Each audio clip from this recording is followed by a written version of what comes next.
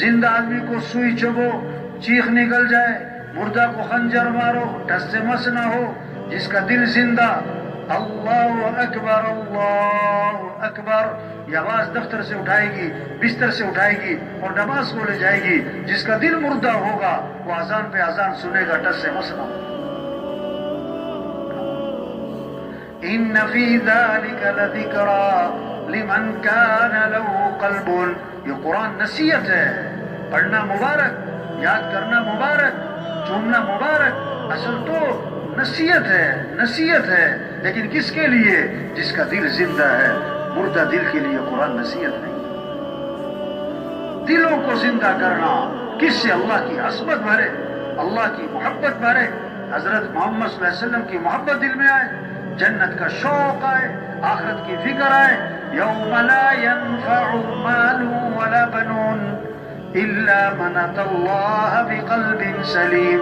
وہ دن آنے والا ہے، کسی مال والے کو کوئی مال فائدہ نہیں، لاکھ کماؤ، کروڑ کماؤ، ارب کماؤ، کوئی فائدہ نہیں دے گا۔ کسی کی اولاد خاندان کوئی کام نہیں آئے گا۔ ہاں، جو سلامتی والا دل لے کر آئے گا وہ کامیاب ہو جائے گا۔ دلوں کو سنوارنا ہے، دلوں کو اللہ کی محبت سے بھرنا ہے، دلوں کو آخرت کی فکر سے بھرنا ہے، دلوں کو جنت کے شوق سے بھرنا ہے، دلوں کو جہنم کے خوف سے بھرنا ہے، دلوں میں اللہ کی معرفت آئے، حضرت محمد صلی اللہ علیہ وسلم کی محبت آئے۔ یہ ہے دل کا زندہ ہونا۔ جب دل زندہ ہوگا، اذان سنے گا، فوراً مسجد، طواف 24 گھنٹے چل رہا ہے، جہاں نماز کھڑی طواف بھی بند، طواف بھی بند۔ آج دکان بند نہیں ہوتی، نہیں کھیل بند نہیں ہوتا، کھیل بند نہیں۔ یہ پریشانیوں کی وجہ کیا ہے؟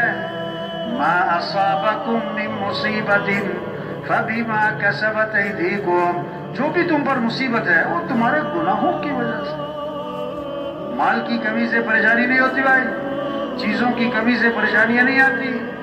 پریشانیوں کی وجہ کیا ہے؟ اللہ کی نافرمانی، اللہ کی ناراضگی۔ ظہر الفساد فی البر والبحر بما کسبت ایدی الناس، جو بھی فساد ہے خشکی میں، تری میں، وہ کس وجہ سے؟ انسانوں کی بدعملی کی وجہ سے۔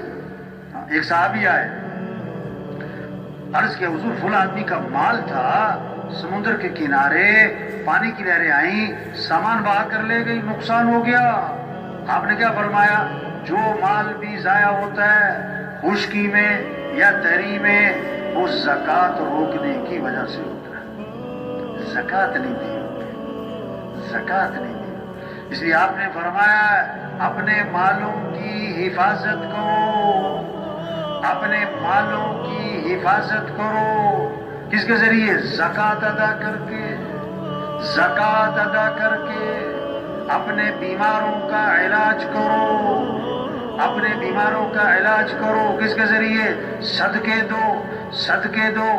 دوائی ٹھیک ہے، دوائی لینا منع نہیں ہے، لیکن صحت دینے والا اللہ ہے۔ دوائی سے صحت نہیں ہے، ڈاکٹر کے ہاتھ میں صحت نہیں ہے۔ بچوں کا ڈاکٹر، اپنے بچے بیمار، آنکھوں کا ڈاکٹر، اپنی آنکھیں خراب، دل کا ڈاکٹر، وہ دل کا مریض۔ اللہ سمجھانا چاہتا ہے اس کے ہاتھ میں کچھ نہیں۔ اب اس کا مطلب یہ نہیں کہ دوائی نہیں لینی، اس کا مطلب یہ تھوڑا کہ ڈاکٹر کے نہیں جانا۔ ٹھیک ہے، دوائی لینی ہے، ڈاکٹر کے جانا ہے، لیکن صحت دینے والا اللہ ہے۔ کیسی عجیب بات ہے، ڈاکٹر کے کہنے پر حلال چیزیں بھی چھوڑ دیتے ہیں، اللہ کے کہنے پر حرام بھی نہیں چھوڑتے۔ ڈاکٹر کے انتظار میں 2 گھنٹے بیٹھتے ہیں اور اللہ کے سامنے آدھا گھنٹہ بھی نہیں بیٹھتے۔ فرمایا اپنے بیماروں کا علاج کرو۔ کس کے ذریعے؟ صدقے۔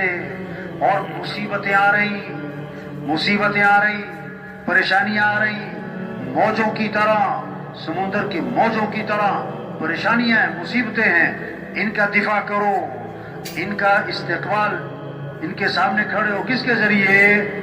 دعاؤں کے ذریعے۔ اللہ کے سامنے رونا، گڑ گڑانا، اللہ سے معافی مانگنا، اللہ کی طرف رجوع۔ آپ نے فرمایا دعا میں اصرار کرو، تکرار کرو۔ کس کے ذریعے؟ یا ذل جلال والاکرام، یا ذل جلال والاکرام، یا ذل جلال والاکرام، یا ذل جلال والاکرام۔ پڑھو اس کو 50 دفعہ، پڑھو اس کو 100 دفعہ، اللہ کو ترس آئے گا، اللہ کو ترس آئے گا، اللہ کو ترس آئے گا۔ تو ہمارے مسئلوں کا حل کیا ہے؟ اللہ کی طرف رجوع ہے۔